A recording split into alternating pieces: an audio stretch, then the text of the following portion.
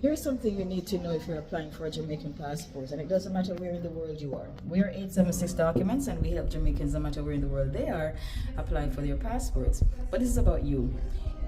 If you're applying for your Jamaican passport, especially if you have an old passport, get yourself a new format birth certificate. Stop using the old birth certificate now. Those birth certificates were handwritten and they were prone to errors. Not only error in terms of the writing style, but also just error in spelling. I've seen a passport recently that had the wrong name on it, only because the name was not written properly on the birth certificate.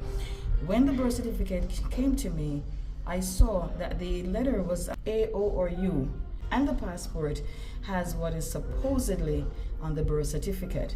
Get the new format birth certificate before you apply for your new passport. And I'm going to talk more about this in another video. I'm Gail of 876 Documents. Hit us up if you need us to assist you with obtaining your passports or other Jamaican documents. Thanks for watching.